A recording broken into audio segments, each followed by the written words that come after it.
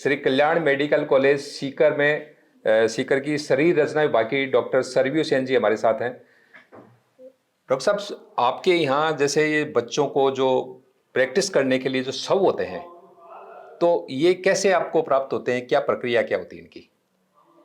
रतन जी, जो पहले तो बहुत डिफिकल्ट हुआ करता था, क्योंकि पहले जनरली हम लोग कहते थे कि जो अनक्लेम्ड बॉडीज हैं वो ही मेडिकल कॉलेजेस को मिलती थी डिसेक्शन के लिए।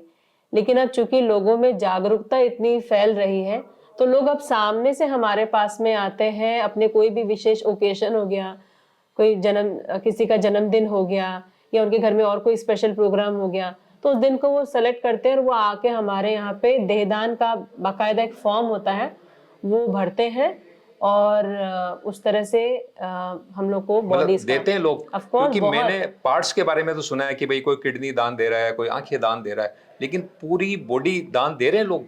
बिल्कुल, आपको आश्चर्य होगा ये जान के कि अभी 2 साल पहले ही लगभग 136 लोगों ने एक दिन में एक साथ मिल के हमारे मेडिकल कॉलेज को देहदान का प्रपत्र सुपुर्द किया है। एंड शायद हो सकता है कि वो गिनीज बुक ऑफ रिकॉर्ड्स में भी आ जाए। अच्छा, कई लोग अपनी देह दान देना चाहते हैं, जी लेकिन उनको ये लगता है कि कल को हमें मुक्ति नहीं मिलेगी, जी, हमारा दाह संस्कार कैसे होगा? बिल्कुल। तो इस तरह के जो लोग जो आपको दे रहे हैं, तो वो उनकी थिंकिंग में, उनमें क्या फर्क है? देखिए उनके लिए आपने, कुछ कहेंगे हाँ आप? जी, बिल्कुल अच्छा सवाल पूछा आपने। और ये पर्सनली मेरा भी, क्योंकि मैं भी थोड़ा सा धार्मिक प्रवृत्ति को, तो मुझे भी ये लगता था कि मैं लोगों को as a HOD, as a anatomist, मैं लोगों को बोलती हूँ अपना देह दान दो, दान दो। कहीं मैं किसी तरह का उनके साथ में स्पिरिचुअल कॉम्प्रोमाइज तो नहीं हो रहा है। तो हमने भी अपने जो मेंटोर जो है आध्यात्मिक फील्ड में, हमारे जो मेंटोर, उनसे मैंने पूछा था, तो उन्होंने मुझे यही कहा कि मुक्ति का ऐसा कोई इश्यू नहीं होता, जनरली लोगों को ये रहता है। तो इसकी जब हम लोग हिस्ट्री में जाते हैं कि सबसे पहले जो बॉडी डोनेशन जो किया था वो महर्षि धादीज जी ने किया था। और अगर आपको पौराणिक कथा मालूम होगी कि एक वृत्तासुर नामक एक हाँ, राक्षस वज्र था, बनाया गया उनके अगेंस्ट। बिल्कुल, तो उसको परास्त करना बहुत मुश्किल हो रहा था। तो भगवान नारायण की कृपा से इंद्र को ये प्रेरणा मिली कि आप जाके महर्षि धादीज है, क्योंकि उनके तपोबल से उन्होंने काफी पुण्य अर्जित कर लिया है और काफी स्ट्रांग है वो मेंटली एंड फिजिकली। तो आप उनके पास जाइए, उनसे अपना कंकाल मांगे, उससे आप वज्र बनाइए। तो उस वज्र से उन वज्र को मांगने को उन्होंने बिल्कुल फर्स्ट गो में okay, I am ready for it. तो मतलब जब महर्षि धादी जो इतने तपस्या की, जब उन्हें अपनी मुक्ति की फिक्र नहीं हुई, तो हमारे पास तो कोई पॉइंट ही नहीं है।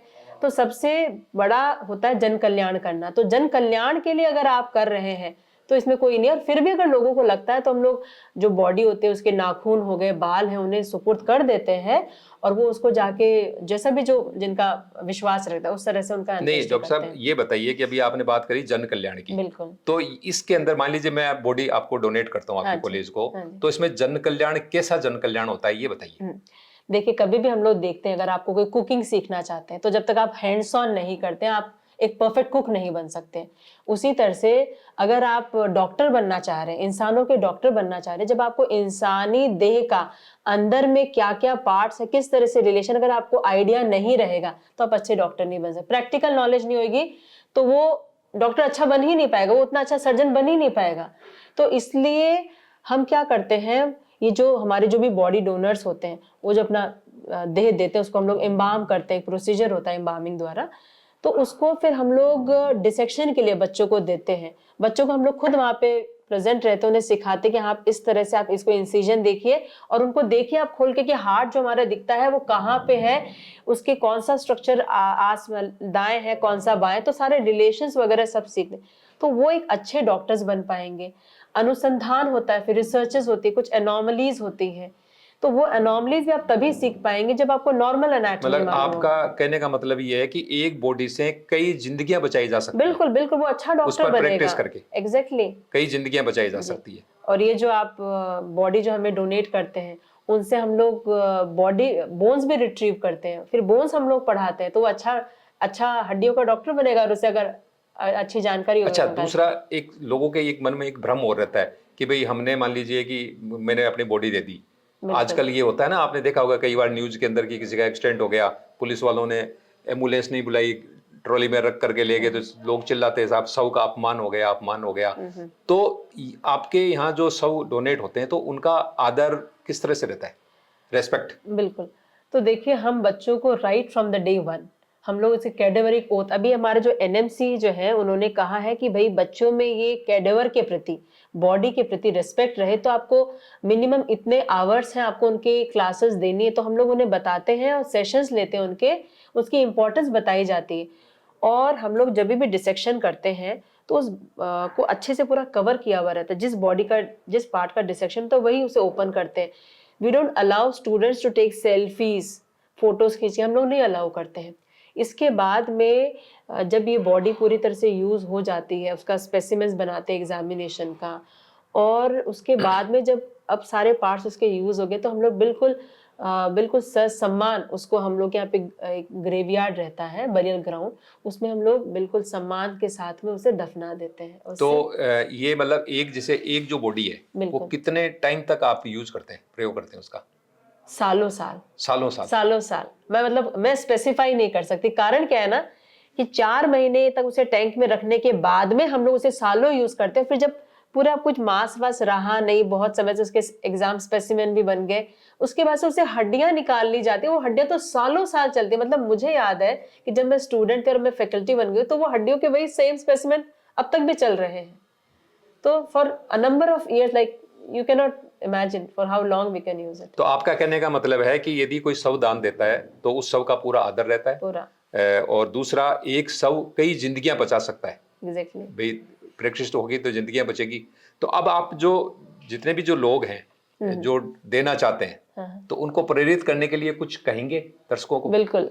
मैं आप लोग सभी से ये कहना चाहूंगी कि बिल्कुल भी किसी भी तरह का आप मन में शंका मत रखिए कि मुक्ति नहीं होगी, शव का सम्मान नहीं होगा। आप तो बस आप अपना इच्छा जाहिर कीजिए और हम आपके पूरे सहयोग के लिए, हमारी पूरी टीम है एनाटॉमी की, और हर एक जो भी आप मेडिकल कॉलेज आपके नजदीक हो, आप हो सकता है कहीं किसी और एरिया में आप रहते, तो आपके पास में जो भी मेडिकल कॉलेज है आप वहां पे जा सकते हैं, बॉडी डोनेशन का फॉर्म वहां से ले सकते हैं और बॉडी डोनेशन आप अपना अपने परिजनों का कर सकते हैं, क्योंकि ये बेस्ट थिंग है जो आप सोसाइटी को आप कर सकते हैं। देहदान महादान ये हमारे डिपार्टमेंट का लोगो में हम लोग ने रख रखा है।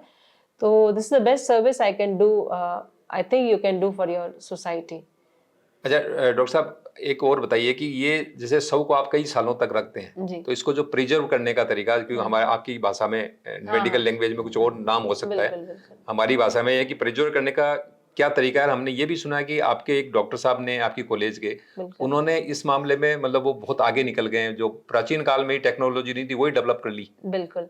अभी जैसे कि जो देह जो हमें प्राप्त होती है उसे हम लोग देह कहते हैं ना, इट्स जैसे बॉडी, लेकिन जब उसे हम लोग कुछ केमिकल्स होते हैं जैसे फॉर्मलिन हो गया, ग्लिसरीन हो गया, अल्कोहल, उसके द्वारा हम उसे प्रिजर्व करते हैं। उस टेक्निक को एम्बामिंग बोलते हैं।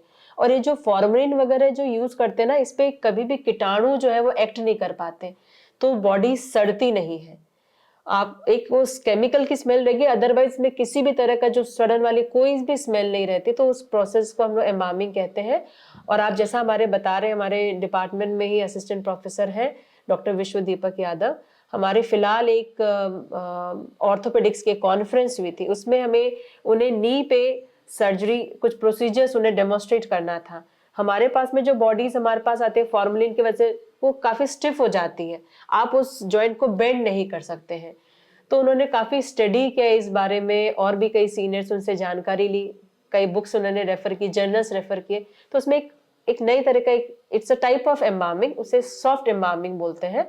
तो सॉफ्ट एम्बामिंग की, और उससे वो बिल्कुल उतनी ही लचीली है जितनी कि आप मतलब जो हमारा नॉर्मल, जैसे हमारा लिविंग शरीर है वैसे वो लचीली है। तो बहुत अच्छे 3 कैडेवर्स को उन्होंने एक साथ एम्बाम किया था और बिल्कुल वो अच्छे से वो कॉन्फ्रेंस बहुत हुई। तो उस बारे में हमारे डॉक्टर विश्व दीपक यादव आपको और डिटेल में जानकारी देंगे। तो इस मामले में मतलब आपकी कॉलेज 4 कदम आगे निकल गई। बिल्कुल बिल्कुल। ये पूरा हमारे स्टाफ का पूरा एक कोलैबोरेटिव एफर्ट रहता है, दैट वी वर्क टुगेदर, और सही अच्छी चीज सीखने के लिए तत्पर रहते हैं, खोजने के लिए तत्पर रहते हैं। तो उसकी वजह से ये बहुत अच्छी चीज है जो रूटीनली हम लोग, जैसे मैंने पीजी भी किया था तो उस समय हमने नहीं सुना था इसके बारे में, but he has come up with this, और बहुत अच्छे से वो तीनों बॉडीज एम्बाम हुई है।